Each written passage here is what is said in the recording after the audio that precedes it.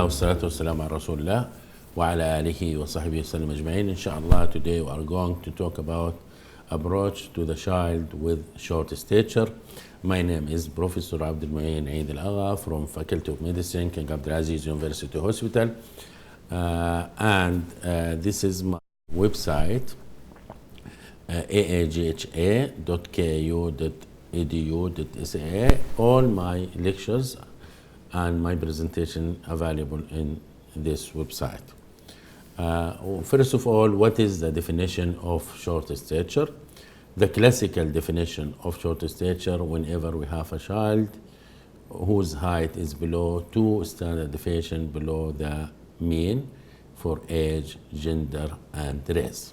2 standard deviations means third percentile. So we have either to use below 2 standard deviation or below third percentile. All of them are true.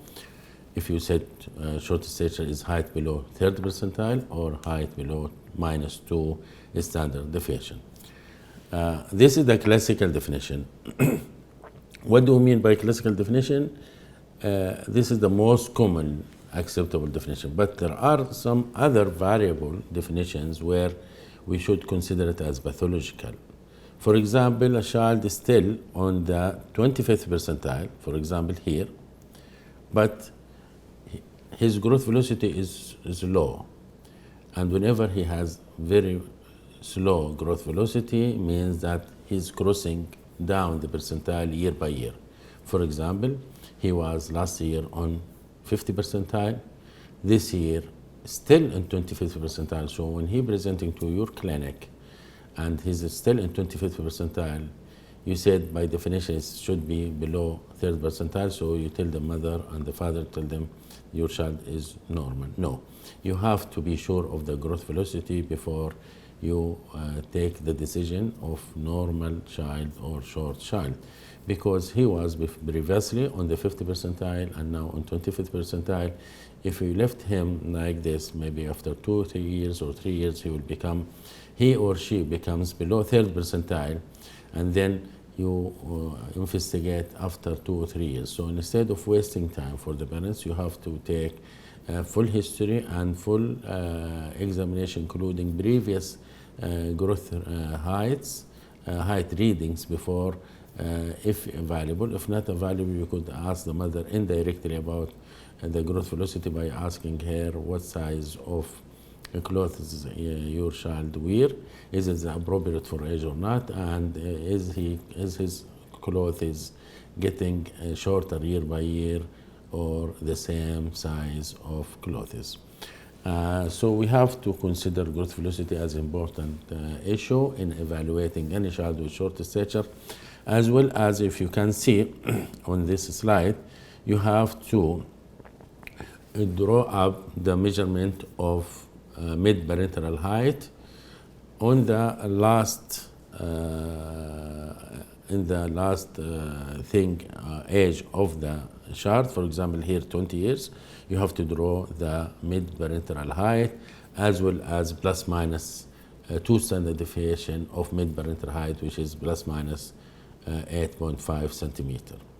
So for example, if the mid-parental height is 160, the plus 2 standard deviation is 160 plus 8.5, which is 168.5, and minus 2 standard deviation of 160 is minus 8.5, so will be 125.5. So we have to draw the mid-parental height as well as plus 2 standard deviation and minus 2 standard deviation, and you have to see is the current child height is within the mid-parental height or not within mid-parental height. So 3 important values we have to consider in evaluating any child with short stature. First, what is the exact height, in which percentile? Number 2, what is the growth velocity?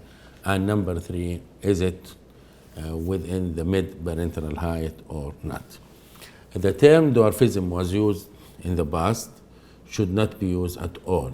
Should not be used at all now, because it is not a good name or not good description of short stature when you said dwarfism.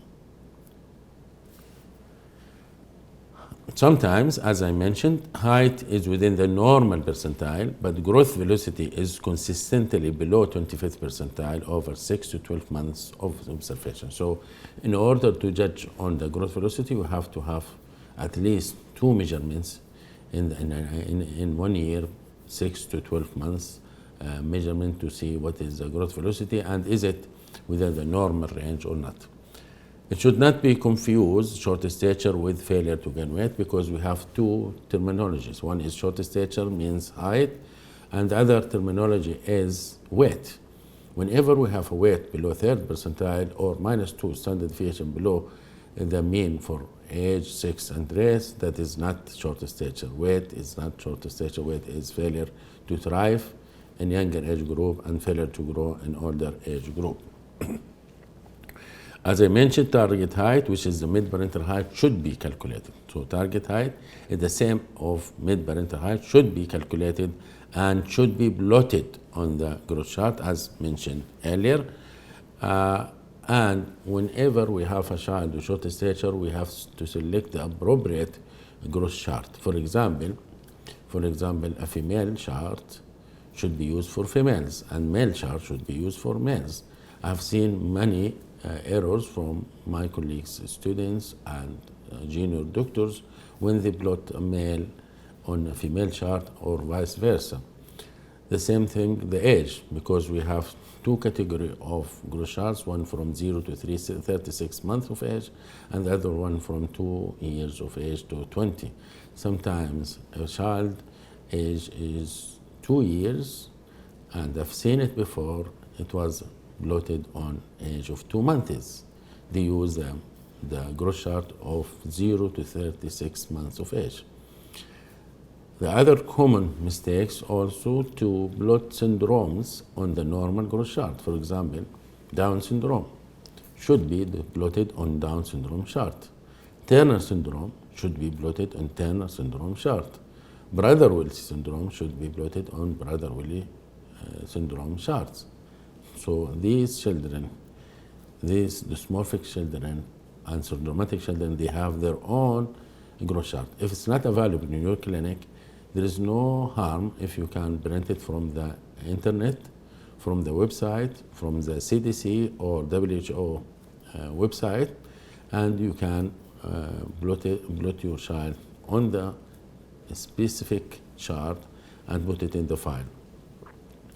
Also, for those with skeletal dysplasia, for example, achondroplasia, hypochondroplasia, they have also their own chart. So the message, these children should be plotted on appropriate growth charts. If syndromatic, as I told you, you should plot on the specific chart, Turner syndrome chart, Noonan syndrome chart, and Russell-Silver chart. The way where height is measured should be accurate.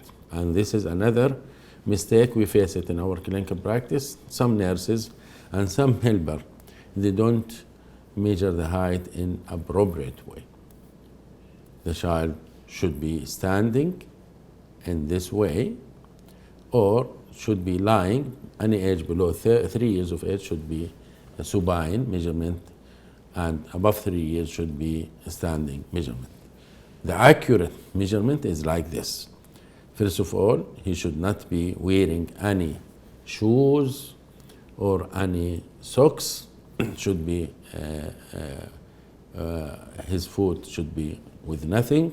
Heels and back should touch the wall. There should be no space of the heels or the back should be touching the wall. He should look straight ahead. There should be a gentle and firm pressure upward of the neck, so to make his neck straight, and this measurement should be done 3 times and take the average reading of the 3 readings. Another important measurement is to measure the body proportion, the upper segment and lower segment. Practically, we cannot measure the upper segment. Lower segment measurement is much easier. So lower segment, we measure it from the symphysis pubis to the floor. And then when we have a lower segment, we subtract the lower segment reading from the total final height. For example, the final height is 130 centimeter. The lower segment is 65 centimeters. So 65 centimeters subtracted for 130 will be another 65. So we put in the upper segment في البسط lower segment في المقام. We see upper segment, lower segment ratio. Normally at birth, the ratio upper segment to lower segment ratio 1.7. At 3 years of age, the usual ratio is 1.3, and above 7 years of age till puberty, 1-to-1 ratio. Why we need to measure the upper segment and lower segment? Because we have to differentiate whether or not we have proportionate short stature or disproportionate short stature. Proportionate short stature means the upper segment, lower segment ratio is normal. Disproportionate short stature means there is discrepancy between the ratio of upper segment to lower segment. What are the factors affecting the growth? Number one, genetic factor. We never ever ignore the genetic factor in short stature evaluation. We have to evaluate the father height, the mother height. Also, we have to ask about other relatives' height, other siblings' height, the aunt, the uncle, the grandfather, grandmother, because the child could inherit short stature from any one of the family members, not only from father and mother, can be also from father, mother, from the uncle, from the aunt, from grandfather, grandmother. So all is very important. Very important to ask about history, intrauterine history, because intrauterine growth retardation is one of the important causes of short stature. And in order to know about the intrauterine growth retardation, we have to ask about the birth weight of the child. What was the birth weight? Even if the child now is 12 years of age, 14 years of age, still we need to ask about birth weight, birth length, head circumference at birth, and whether or not the child is having intrauterine growth retardation or not. There is also, we have to ask about extrauterine factors involving the growth, especially nutritional history. Nutritional history is very important. Psychological and social history is very important, and unfortunately a lot of our students or junior doctors forget to ask about psychosocial history in evaluating a child with short stature. History of repeated infections, history of medication. For example, a child with rheumatoid arthritis is on steroid therapy and comes to your clinic with short stature. If we didn't ask about history of chronic diseases, if we didn't ask about medication history, we might miss one of the important differential diagnoses causing short stature. Chronic diseases, very important to do systemic review, evaluation. All the systems should be evaluated, even if the father didn't come and tell you, my child is having congenital disease or having celiac disease. You should ask about the history of chronic diseases in the history, and as well as full examinations in order to discover any of the chronic diseases. Endocrine factors is very important in any child with short stature, especially hypothyroidism and growth hormone deficiency, and children with gonadotropin deficiency presented with a combination of short stature and delayed puberty. Of course, we have to ask about whether your child is having any sort of syndrome. Was he diagnosed with any syndrome or not? Because syndromes is one of the important causes of short stature. Let's see what are the factors affecting the height from the beginning.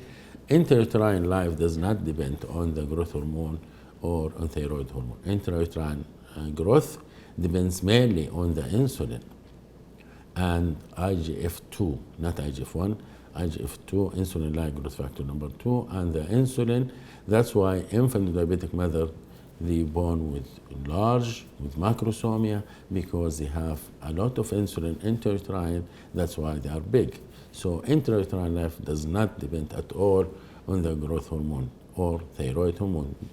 What's the meaning of that? So children with congenital growth hormone deficiency usually they present with the normal birth weight and normal birth length. During the first 2 years of life, the growth depends on the nutrition. Nutrition is very important in the first 2 years of life. In our community, a lot of children does not have a normal or enough nutrition. That's why they might present with short stature because of nutrition. Very important to ask about nutritional history, detailed nutritional history. As well, in the first 2 years of life, thyroid hormone is very important. So any child with short stature in the first 2 years of life, we have to evaluate for thyroid hormone deficiency. From age of 2 years up to age of puberty, the growth, the normal growth depends on the nutrition. So as you can see, nutrition is important factor in all age groups. In order to evaluate a child with short stature, we have to ask nutrition history in any child, whatever the age, present with short stature. A thyroid hormone is very important. A growth hormone is very important from age of 2 years till puberty. And after puberty, in addition to nutrition, to thyroid hormone, growth hormone, sex hormone is very important. That's why children with constitutional, physiological constitutional delay of the growth usually comes at this age. The father notices that, the father or mother notices that their child present with short stature and delay of puberty from age, for example, 10 years and above. Before that, the child was growing normally.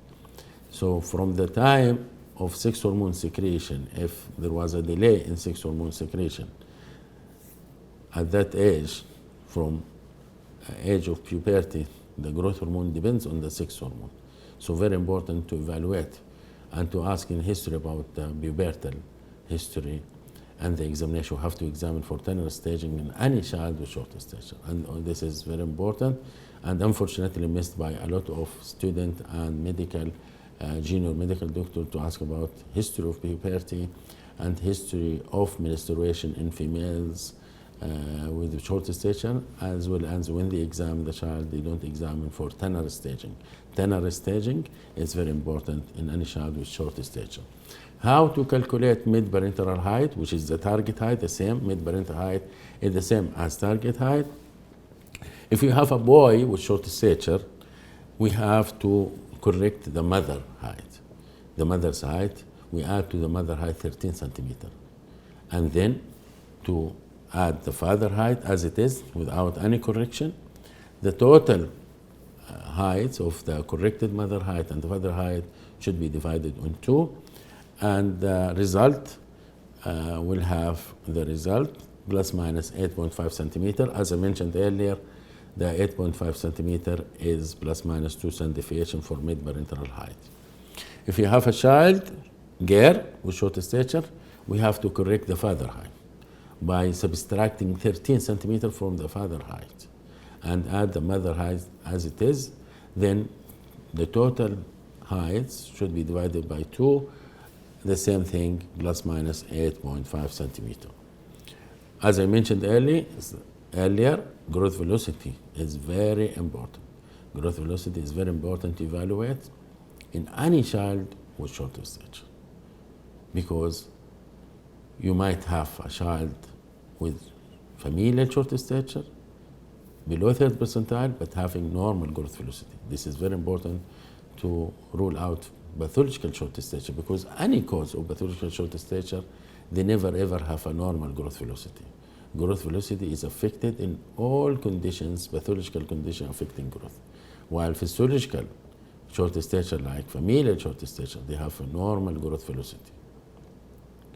Constitution delay of growth and puberty, they have normal growth velocity before the age of puberty, and abnormal growth velocity after the age of the puberty, because they have delayed puberty, so their growth velocity will be affected after the age of puberty is supposed to happen. So we have to ask about the growth velocity, and this table is a summary of normal growth velocity. We have to memorize what is normal growth velocity according to the age. For example, in first year of life, the growth velocity is very high, 25 centimeter per year. in second year of life, the normal growth velocity is about 12.5 centimeter per year. Age between 2 to 5 years of age, the normal growth velocity is between 6 to 7 centimeter per year. 5 years of age until age of puberty, the normal growth velocity is 5 to 6 per year. And during puberty, whereas there is a growth spurt, the usual growth velocity is between 10 to 12 centimeter per year. So growth velocity is very important to evaluate in any child with short stature, and this is the average height according to the age. And also we have to recognize the normal height for depends on the age of the child. Very important notices that the most critical factor in evaluating the growth is to determine the growth velocity. Also, we have to plot various previous heights of the child on the growth chart, if available, to see whether the height is crossing down the percentile, because as mentioned earlier, might be the current height is not below third percentile, but the child is keep crossing down the percentile. So we need to evaluate the child even he or she is on 25th percentile, because the growth velocity is low and the height is crossing down the percentile. Also, we have to have at least 3 measurements in each sitting. The nurse or your helper should measure the child standing up 3 times and take the average readings, and also preferably to have observation 6 to 12 months of the height to know the growth velocity of the child. A child with delayed bone age is not a physiological short stature. So one of the most important differentiating point of physiological from pathological short stature is to do X-ray of the hand, left hand and wrist, and to evaluate the bone age of the child. When we come to short stature, first of all, we have to, from the starting point, to see is this child dysmorphic or not. If dysmorphic, no need to go to all these lists. Dysmorphic means syndrome, so we have to differentiate which syndrome. Is it a Russell-Silver syndrome? Is it a Nolan syndrome? Is it a Turner syndrome, Down syndrome, Prader-Willi syndrome, or part of pseudo-hypoparathyroidism dysmorphic features? Without going to all other causes, this is enough to make short stature, syndromatic short stature. But if we don't have a dysmorphism, a child looking normal by the examination, so we have 2 categories in a normal looking child. Proportionate short stature, as I mentioned, by measurement upper segment and lower segment and making the upper segment lower segment ratio, and to see whether this ratio within the normal ratio or not, or disproportionate short stature when we have discrepancy between upper segment and lower segment ratio, which is not in the normal range. If you have a normal range, upper segment, lower segment ratio, we have to look into this differential diagnosis. If you have abnormal ratio, so disproportionate short stature, we have to see this list. Disproportionate short stature, the commonest causes of disproportionate short stature is what is called skeletal dysplasia. Skeletal dysplasia, either we have 2 categories, short trunk dysplasia or short limb skeletal dysplasia. Short limb skeletal dysplasia, the commonest cause is either achondroplasia or hypochondroplasia, and this is one of the common disorders. We see it in our clinical practice, skeletal dysplasia with short limb hypochondroplasia or achondroplasia. By the way, when we have a short proximal segment, we call it rhizomelia. Rhizomelia is a description of short segment, short stature, short segment, short proximal segment of the limbs. When we have a short trunk, child might have deformity, spinal deformity like kyphosis, scoliosis, or might have spondyloepiphyseal dysplasia. All these under skeletal dysplasia, all of them have abnormal ratio. So very important in our examination to do the ratio and to decide whether normal ratio or abnormal ratio. If we have a normal ratio, so then the differential diagnosis, either physiological short stature or pathological short stature. Physiological short stature, we have two causes. Number one is familial short stature. Number two is constitution delay, growth, and puberty.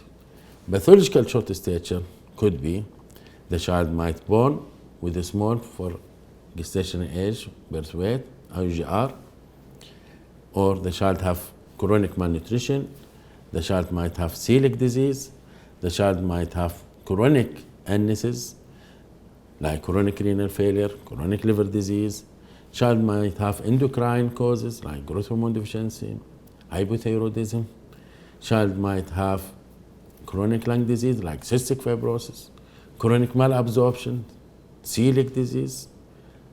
Any chronic disease will affect the growth, and do not forget one of the important factors, psychosocial deprivation.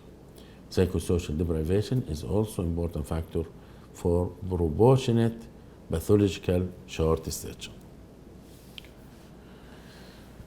So if we have a proportion short stature, we might have normal physiological form. What is the meaning of physiological? Means the child will not have any sort of treatment. Physiological doesn't need any treatment. So if you have a child with familial short stature, should not receive any treatment. If you have a child with constitutional growth delay, should not receive, for example, growth hormone. And that's why very important for a physician to decide whether this child is having a physiological short stature or pathological short stature, because the management is different. Physiological should not receive any medication, while pathological should receive treatment. In constitutional delay of the growth, the child should never receive growth hormone therapy, but in certain situations might receive short courses of testosterone therapy, sex hormone therapy, in order to induce puberty. And whenever the puberty is induced, the child will catch up growth, because constitutional delay of growth and puberty, the main problem is delayed puberty. So when we induce the puberty, the growth will be caught up, and the child will have a normal height. So occasionally we treat constitutional delay of growth and puberty with sex hormone therapy, not growth hormone therapy. If you see other causes of pathological short stature like intrauterine growth retardation, growth hormone therapy is indicated, even the growth hormone is normal. We know in intrauterine growth retardation, when we evaluate growth hormone level is normal, but despite this one, growth hormone is, if the indication, if the child born with intrauterine growth retardation and did not catch up growth by age 2 to 3 years of age, we could start growth hormone from age 2 to 3 years of age if the growth not be in normal range after waiting 2 to 3 years from the birth. If we have syndromatic child, the Turner syndrome is one of the indications of the growth hormone therapy, but Down syndrome is not an indication. Down syndrome is not an indication of growth hormone therapy, while Turner syndrome is an indication of growth hormone therapy. Silver-Russell syndrome is another indication. Prader-Willi syndrome is an indication, but provided that the child does not have sleep apnea.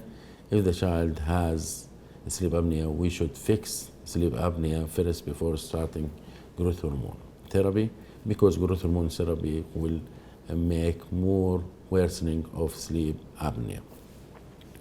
Child with malnutrition, we should correct the nutritional status of the child.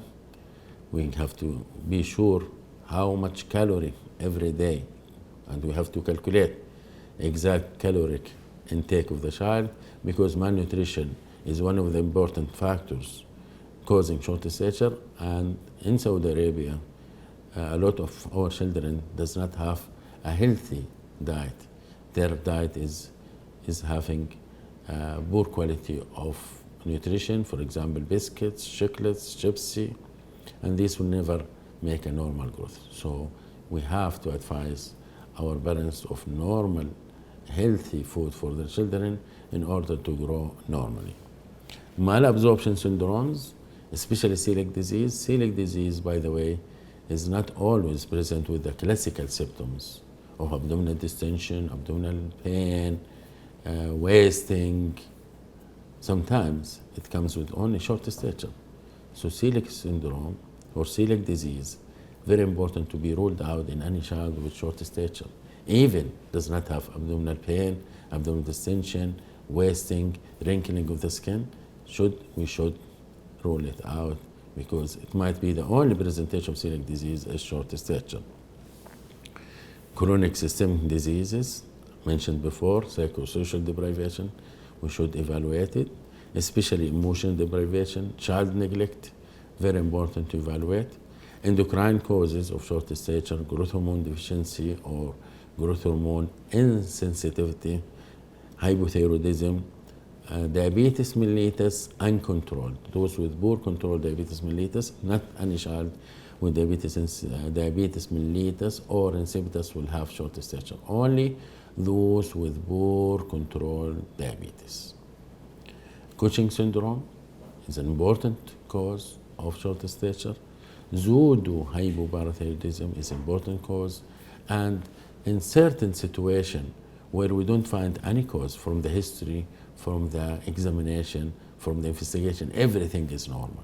And whenever we have everything is normal, but the child is short, and the child is pathologically short. Pathologically short means what? Means height below 30 percentile, means poor growth velocity, means not within the mid-parental height range, and that is the criteria of pathological short stature. So idiopathic short stature is one of the important causes of pathological short stature with everything else as normal. And also idiopathic short stature is one of the indications to receive growth hormone therapy. Disproportionate short stature, as mentioned before, we have either a short trunk or short limb.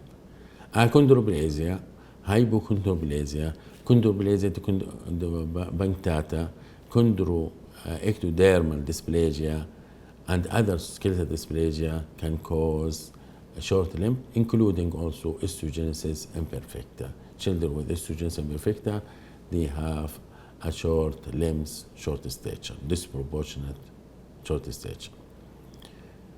While disproportionate short stature or short trunk, the most important causes spondyloepiphyseal dysplasia, mucolipidosis, mucopolysaccharidosis, those with scoliosis and kyphosis. Diagnosis, very important step toward accurate diagnosis is history and examination. Unfortunately, most of cases of short stature did not have, or those children seen by doctors with short stature doesn't have enough history and examination.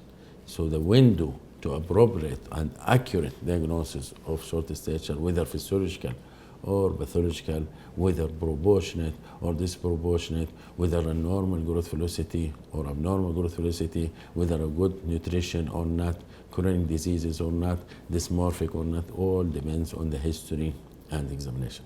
Please never ignore history and examination when evaluating in a child with short stature. And then the laboratory evaluation. Laboratory evaluation is the second step after history and examination. We have to concentrate on onset in the history, when short stature has happened, exactly. Is it since beginning, since birth, for example, IUGR? Is it between age of 2 years of age till puberty? Is the short stature noticed just recently when the child supposed to have puberty and did not have puberty? So date of onset is very important in evaluating any child with short stature. birth history, very important, birth weight, any history of birth asphyxia, because if there is history of birth asphyxia, the child might have hypoxia to the pituitary gland, so we'll have hypopituitarism, any intracranial hemorrhage, instrumental delivery, kernicterus at birth, jaundice, very severe jaundice. All history at birth history is very important in evaluating a child with short stature, even if the child is 12 years of age now, 12 years of age. Some doctors said, why I ask about birth history and the child now is 12 years of age? No, birth history is very important to evaluate in the evaluation of short stature. Past medical history is very important, surgical history is very important, complete systemic review is very important, developmental history is very important, family and social history is very important, nutritional history is very important, and allergic history as well is very important.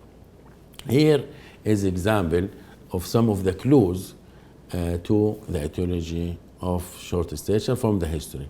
For example, if you have a history of delayed of puberty in one of the parents, so we don't only need to measure the height of the father and mother only.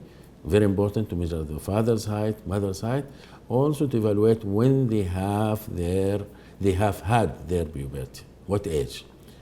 Did they have delayed puberty or not?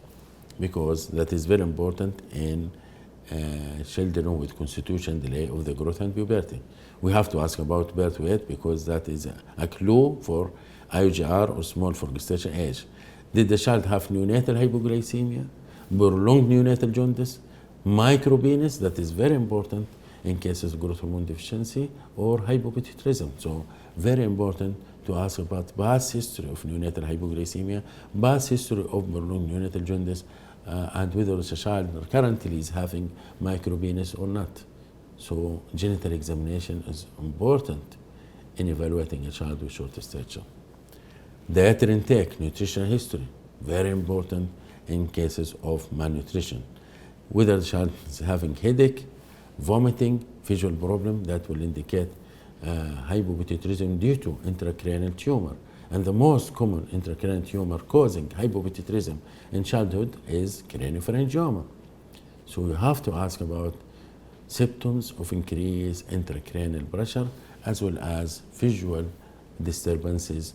And you have to examine visual field in any child with short stature because the child might have craniopharyngioma with a visual field defect. You have to ask about symptoms of hypothyroidism like weight gain, unexplained weight gain, constipation, lethargy, sleepiness, bradycardia, cold intolerance. This is very important in cases of hypothyroidism. Psychosocial history is very important, and one of the important factors causing short stature, psychosocial deprivation. You have to ask about malabsorption symptoms like steatorrhea, fatty stool, difficult to flush the stool in cases of celiac and other malabsorption cystic fibrosis. But as I mentioned earlier, celiac disease sometimes is present with nothing, only with short stature.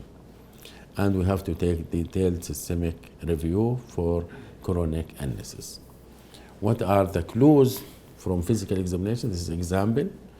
For example, if you have a child with midline facial defect, by examination, we found midline facial defect. Or we found a child with micropenis.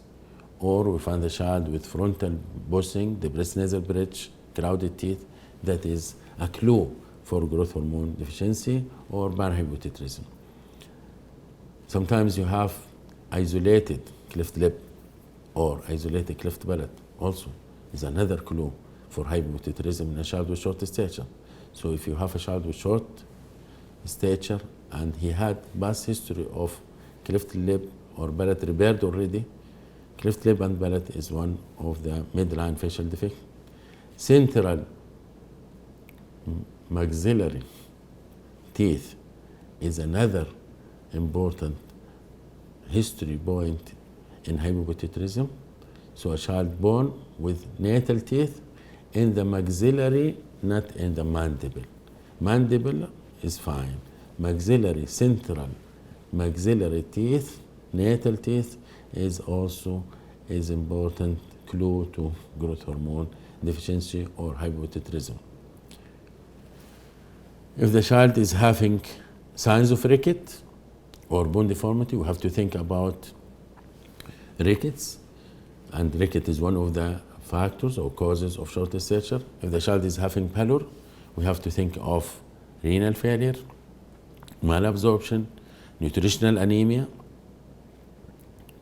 If the child has signs of malnutrition, clubbing, wasting, we have to think of malabsorption syndrome and cystic fibrosis. If you have a child short and obese, when you plot the weight and height on the growth chart, there is a discrepancy. The height, for example, below 30 percentile and the weight in the 50 percentile. Despite 50 percentile weight is not obese, but relatively obesity for this particular child because his height is below 30 percentile.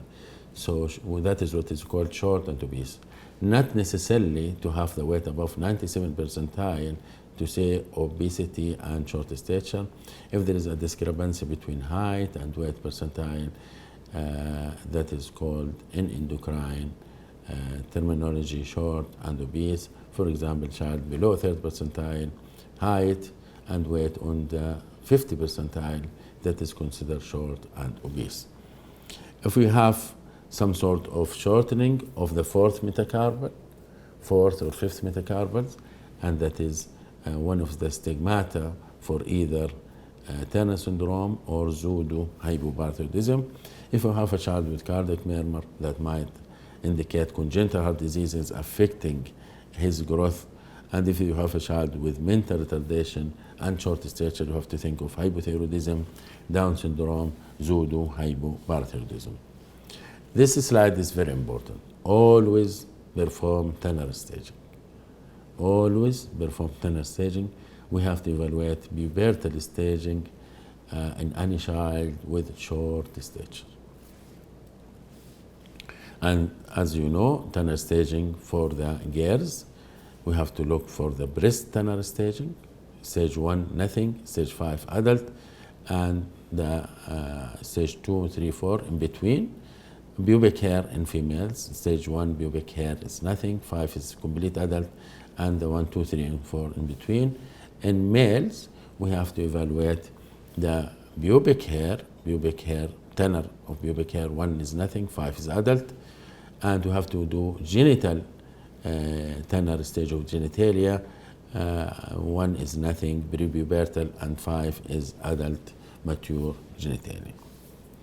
Also, it's very important in a male with short stature to examine the testicular volume, because definition of puberty if the testicular volume above 4 mils.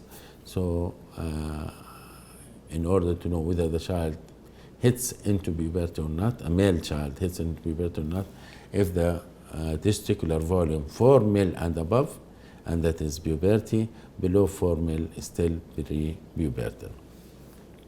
Investigations, there are basic investigations for everybody with short stature, and there are others investigation only for a specific situation. For example, the universal or basic investigation to evaluate any child with short stature composed of bone age. Bone age is mandatory to guide you whether this is a physiological short stature with normal bone age in familial form, or delayed bone age in constitutional growth delay, or in other pathological short stature. Bone age is mandatory. Thyroid function test, even no other symptoms of hypothyroidism, because hypothyroidism can present only with short stature, not necessarily to have a child with short stature and hypothyroidism with all symptoms of hypothyroidism. Yes, we could have it, or we could have only hypothyroidism with short stature. Karyotype in girls, because not every Turner syndrome has the dysmorphic features, as you could see. Some Turner syndrome, they have mosaic Turner syndrome. So despite they are Turner, they don't have dysmorphic features of Turner. Some Turners, they have 46XX, they have 2X two X's, but the second X is mal-structured. For example, isochromosome X or ring chromosome X. Despite they have a 46XX, they have Turner syndrome and they don't have dysmorphic features. So any girl with short stature, karyotype is very important to evaluate. CBC to look for anemia, ESR to look for chronic disease, chronic active disease, electrolyte renal function test for those with renal tubular acidosis, for example, and those with chronic renal failure, liver function test for those with liver failure, urine analysis, because sometimes repeated urinary tract infection is a cause of short stature, and not all urinary tract infection comes with symptoms. It's about 1/3 of urinary tract infection is asymptomatic. So especially in girls, they might have UTI in the past, repeated UTI with unspecific symptoms, for example, only fever, without other specific symptoms of UTI, suprapubic pain, tenderness. They might have only fever, and they comes with repeated UTI with short stature. Nobody recognizes the cause of repeated UTI unless we do urine analysis, and sometimes we need to do urine culture. Stool analysis, especially giardiasis. Chronic giardiasis is one of the causes of short stature and failure to grow. And as I mentioned before, we have to screen for celiac disease, because celiac disease not only present with abdominal distension, abdominal pain, wasting, sometimes present only with short stature. Bone age, this is what it looks like, and very important to see the epiphysis of the bone, whether or not it is closed or open. What I've mentioned is universal investigation, and now we come to specific investigation if clinically indicated. For example, if the child is having disproportionate short stature, we have to do skeletal survey. If the child is clinically having signs of rickets, we have to do bone profile. If the child is having clinically symptoms and signs of cystic fibrosis, we have to do a sweat chloride test. If the child having positive anti-tissue transglutaminase screening for celiac, we have to do jejunal biopsy. If the child is having features of growth hormone deficiency, whether history or examination, we have to do growth factors, IGF-1, IGF binding protein 3, as well as growth hormone stimulation test. By the way, growth hormone, we cannot evaluate growth hormone as basal growth hormone, because growth hormone is secreted from pituitary gland in pulsatile fashion, so it's not always normal physiologically. Sometimes have a pulse, sometimes we don't have a pulse. If anybody evaluates growth hormone by basal growth hormone level, that is a big mistake.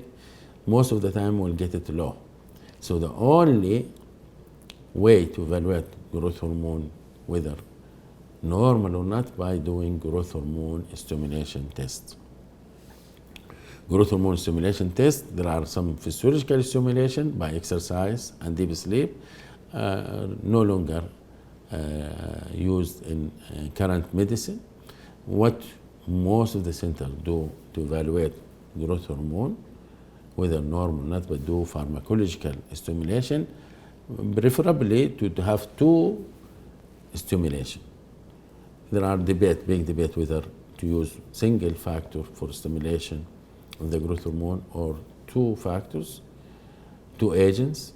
Myself prefer to have two pharmacological agents in stimulating growth hormone. But there are plenty of medication to stimulate growth hormone. For example, the insulin, which is very strong evaluating or stimulating growth hormone, but the problem of hypoglycemia, that's why a lot of centers avoiding using insulin stimulation tests, and I am one of the centers never use insulin stimulation tests in children because of risk of hypoglycemia. I am myself using clonidine, glucagon stimulation test, but other agents like L-DOPA, like ghrelin, like GNH, RH stimulation test, a lot of agents used to stimulate growth hormone stimulation test. And if the growth hormone is deficient, next step to do MRI pituitary to look for the size of pituitary, whether the child is having malformation of the pituitary gland, or rarely to have craniopharyngioma as a presentation of the growth hormone deficiency. Very important to differentiate between familial and constitutional short stature. Familial short stature, we have to have a positive, strong history of short stature in the family. We have to have a normal growth velocity. We have to have a normal bone age. And that is very important in the familial short stature. While constitutional delay, we have a delayed bone age. We have a normal growth velocity before the age of puberty and then delayed growth velocity. We have a positive family history of constitutional delay of puberty, and when the father or the uncle or the relative got the puberty, they could catch up, their height catch up, and they become a normal height later on. And this is the example of certain the differentiation between familial short stature and constitutional. Familial short stature from the beginning is short stature, but they are running parallel to the curve. They are parallel normal to the curve. So they are short, but with the normal growth velocity. That's why they keep on their growth keep on parallel to the normal third percentile curve. While the constitutionally short stature, initially they have a normal growth velocity, and then their growth velocity drop at the age when supposed to have a normal puberty. And when they go to their late puberty, they catch up and they become a normal final adult height. So constitutional, they reach to final normal adult height, while genetic, they are always short from the beginning. Growth hormone deficiency is one of the examples of pathological short stature. As I mentioned earlier, they have normal length and birth weight because growth hormone has nothing to do with intrauterine growth. And then they start to have growth failure after the age of 2 years. And when we find the bone age delayed less than chronological age by 2 years, this is significant. Also, they have poor growth velocity, less than 4 centimeters per year. This is very important, growth velocity, less than 4 centimeters per year. Bone age delay, more than 2 years from chronological age. They might have infantile facial features. They are, all of them, they are intelligent. They have nothing to do with thinking, with mentality. All children with growth hormone deficiency, they have normal intelligence. We have to rule other causes, exclude other causes. We have to exclude hypothyroidism as important cause of endocrine short stature. And we have to confirm growth hormone deficiency by doing growth hormone provocation test. And if we have a result of growth hormone more than 10 nanogram per ml, that will exclude diagnosis of growth hormone deficiency. And this is an example of a child, he was short because of growth hormone deficiency, and when growth hormone replacement therapy started, the growth started to improve and then continue to be a normal pattern of the growth. Last slide, which is take-home messages. In any child with short stature, we have to do, number one, height and weight accurate measurement and serial measurement. We have to calculate growth velocity or height velocity. We have to calculate father's and mother height and to plot the target height on the growth chart. And we have to look for any dysmorphic features. We have to do full history, systemic examination, history and examination of all the systems. We have to evaluate ternary staging. We have to do bone age of any case of short stature and appropriate investigations according to the history and examination. Thank you very much. All the best.